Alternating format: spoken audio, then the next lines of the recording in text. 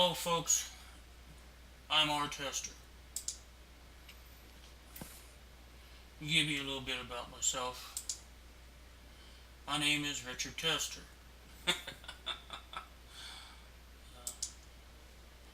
I'm self-taught computer programmer. I consider myself to be a beginner programmer since it's only a hobby of mine. I have done intermediate, intermediate, beginner to intermediate Visual Basic programming, beginner, intermediate C programming, uh, beginner, somewhat intermediate Java programming, and some PHP, HTML, CSS. And I'm also a beginner at creating these YouTube videos, so in the comments be gentle about that. I have a lot to learn about editing and breathing, not rambling on.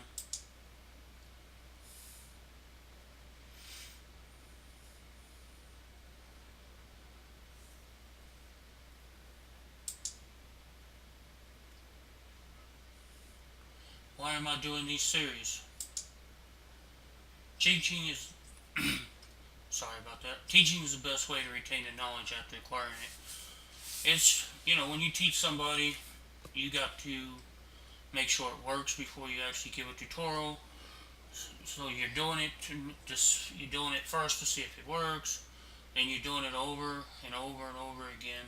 Try to get the tutorial right, and it just sticks a lot better. To help others that might be having the same problems as I had. When I was trying to do my slabs, my stairs, all the examples I've seen on the web was in like 1.6, using, IDs and other things, and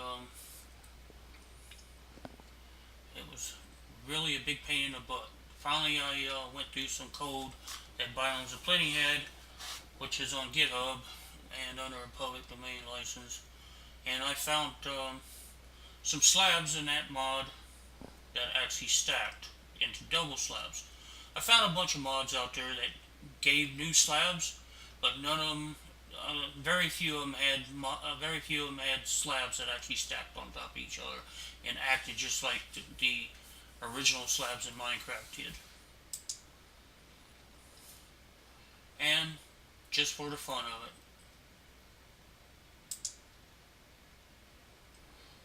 practice, practice, practice, and more practice.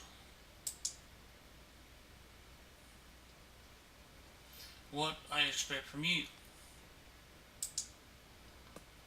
I expect, I gotta change that. I expect you to know how to navigate whatever operating system you have on your computer. That's, getting to the command prompt. If you save a file to a certain directory, they expect you to know how to get to where you saved that file. How to open the command prompt. How to type in, command prompt commands, like, or batch file commands, or I expect you to know the basics of Java, e.g. know what variables are, what constants are, what keywords are, what control statements are, etc., etc. Practice, practice, and more practice. The more you practice, the better you get. Where to get help at. Learning Java. If you're new to Java and you don't know absolutely nothing about Java, Bucky over at Bucky's Room or the New Boston on YouTube channel, I think they host Bucky's tutorials over there. A group tutorial series on beginning Java is at the address that you see across the screen there.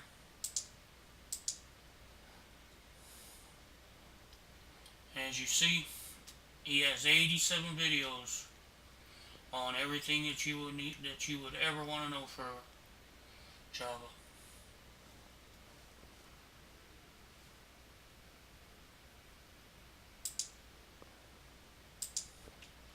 Google will become your best friend.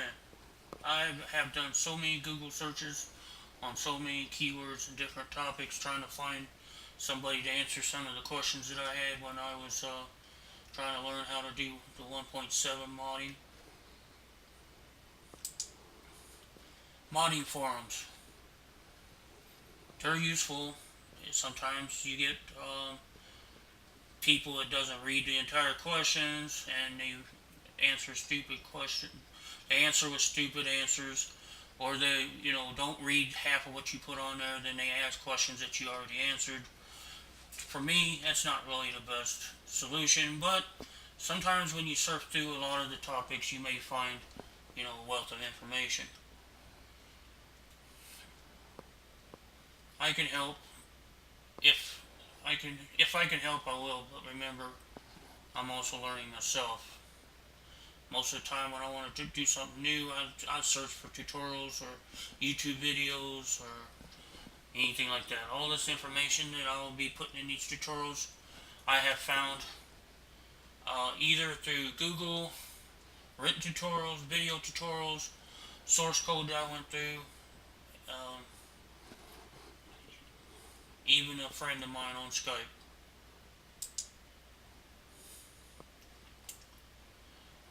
Source code. Go through the Minecraft Forge source code. Follow the imports and stuff. See what the parent mods and parent classes and methods are calling and relying on. You follow the source code, and the more you read it, the better you get at it. I found, like I said, the Biomes of Plenty source code on the GitHub. I wanted to know how to make stairs, so I went through and looked for the classes that he's calling on his, not stairs, sorry, slabs, and took out the code, went through it, read it over and over and over till I understood what it was doing, and took out all the references that he was using for his stuff, for his mod, and just reworked the code so it worked with the mod that I was creating. The mod I was creating wasn't creating any new blocks. I was extending the blocks that Minecraft had. I was adding stairs, slabs, fences, walls to blocks like wool, clay, glass, obsidian, endstone, just blocks I figured that should have been in the game to start with. Books on Java and modding will also help. I noticed that Whoopi, over on his website, has got a new modding book out, which is I ordered, and I will be using that probably for some of my other tutorials. And it's looked like it's going to be a pretty good book. It's library might have books on Java. I don't know if they have any books on modding, but grab you a Java book. There's also a couple free books on the internet. I think if you go to like the MIT website, and they have a free classes on Java. I think there's another free class on Java. I'll have to look that up, but usually they have recommended readings, and there's usually one book in there that is public, and it's in HTML format, and you can also download it in PDF format. If anybody wants to know the name of that, I'll look it up and put it in a comment. In my humble opinion, when you're coding in general, you should write code for something that you would use for yourself. If you like playing games and you want to make a game that you think or that you would figure that you would enjoy making. If you want to play Minecraft and you want to mod it, make a mod that you would probably want to play and use. That way when you're modding or coding and you come across a problem and stuck that you can't get past, or you're stuck, you got motivation right there to not give up. You can you will have an incentive to try to push on and overcome the obstacle, and that's where we learn. Actually, we learn by finding out what does not work. Thomas Edison failed at making the light bulb, I think about 1,000 times. And he's coined a phrase which I pretty much like. He said, I didn't fail 1,000 times. I figured out 1,000 times, 1,000 different ways that the light bulb wouldn't work. So, or it might not be quite 1,000, but it's you get my drift. What I will be covering in this tutorial series, I will be installing Java Development Kit. I will be teaching how to install and set up the JDK Java Development Kit for coding Java, and also to use with the Forge modding environment. Once I will download it, reinstall. I will download it, show you how to reinstall it, and after I install it, I will go to the command line and show you that it will work. If it doesn't work, I will show you how to go set up your path for your environment variable, which we're going to have to do anyway.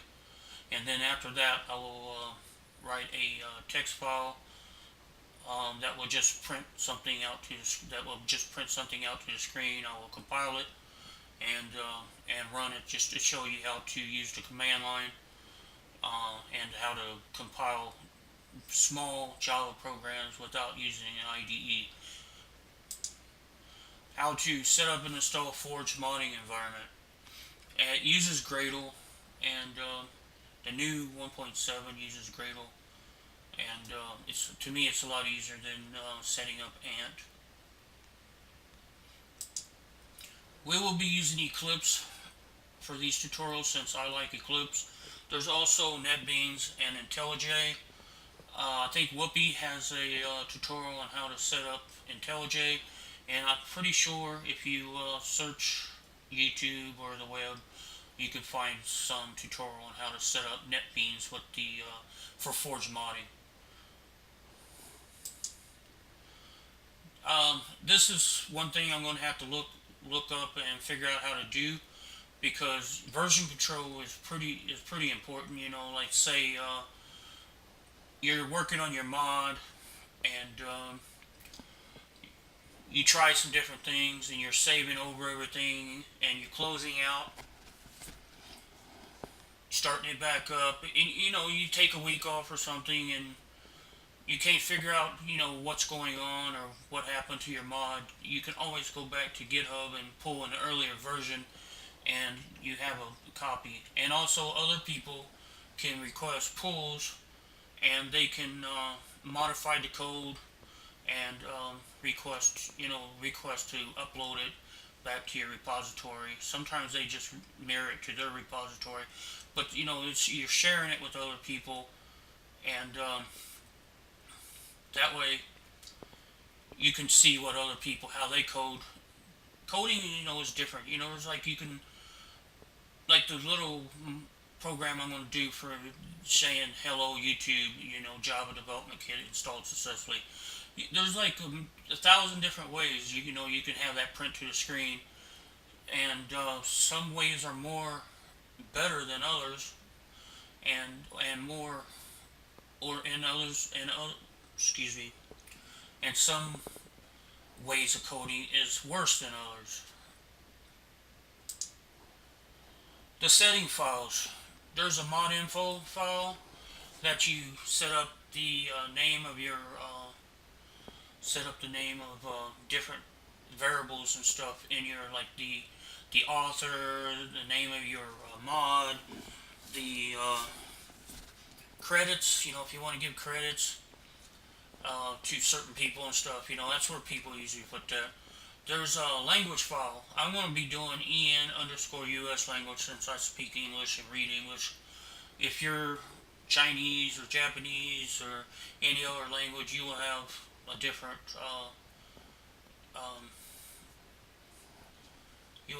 language file. But I will show you how to set up in English, and all you do is just convert it to your language. And there's a Gradle configuration file that you need to change a couple things in, like the version number of your mod, and just a couple things. It's not that we can go over that as well. Then I will teach you how to create a basic block. I will teach you how to create a basic block that uses its own custom texture and one that uses a default Minecraft texture. The only difference is you don't have to supply an image file if you use the Minecraft textures. And one other reason why in my mod called Missing Blocks I use the default Minecraft textures is because I wanted it to be able to blend in with any build that people are doing or any resource pack. Let's say you're using Datacraft 64 or you're using John Smith's. All the blocks that I did using the default assets or textures will blend in. You won't have wool stairs with custom textures, that that you would normally make if you created your own blocks from scratch. Assets, where to put your assets and how to use the default Minecraft textures. I already went over that. Slabs and double slabs. It's not that hard to make a slab. It only takes a few lines of code. The problem with it is they don't stack. I had problems when I middle clicked. I was getting stone slabs back instead of the slabs that I created, and it was just a pain in the butt. You have to use some item slab. You got a block slab file, you got an item slab file, and of course you got the file that calls, that you register and all that, your files, your blocks and stuff with. But you gotta have you gotta have like 2 to 3 files to get the slabs to work right, or 2 to 3 class. 2 to 3 classes.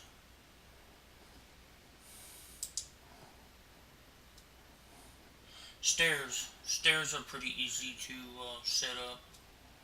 I will be going over like obsidian slabs, stone slabs, and also slabs that use metadata like wool slabs. Same thing with the stairs. I'll be making obsidian stairs, maybe stone stairs, and some wool stairs. That way you can see how to use the metadata with it. Fences. They only got like 2 kinds of fences in Minecraft before 1.8. The nether brick fence and the wooden fence. I figured why not have any other type of fences that, the obsidian fence, stone fence, wool fences, clay fences, walls. It seems like they only got 2 walls in the game, cobblestone and multi-cobblestone. I will show you how to create custom walls.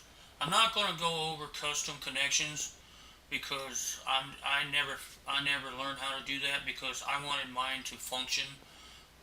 I wanted my walls and fences to function like regular Minecraft fences, where they only connect to their self and a fence gate.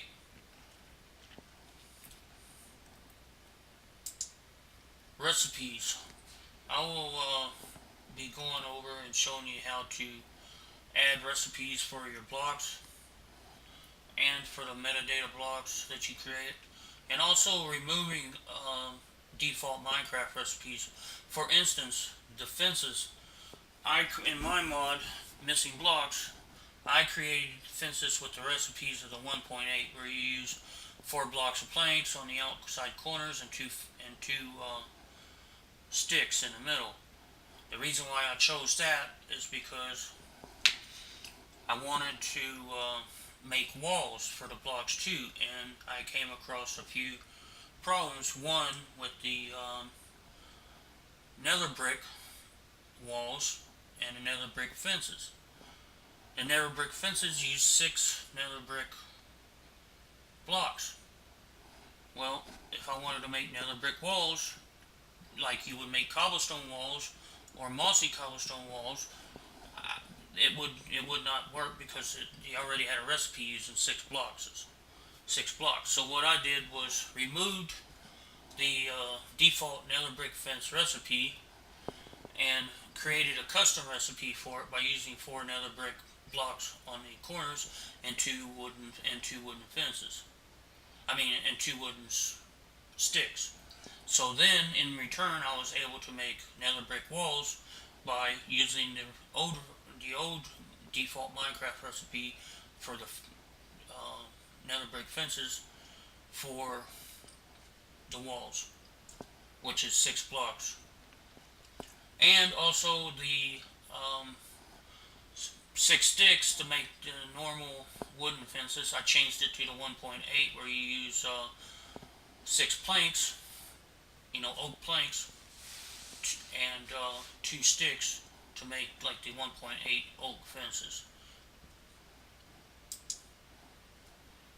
And I will go over how to export your mod. That will probably be a real short one because it's not really that hard to export your mod with the Gradle system. You just basically go to the directory where your Forge mod, where we set up your Forge mod modding environment, and just type in Gradle W space build, and it will build your mod.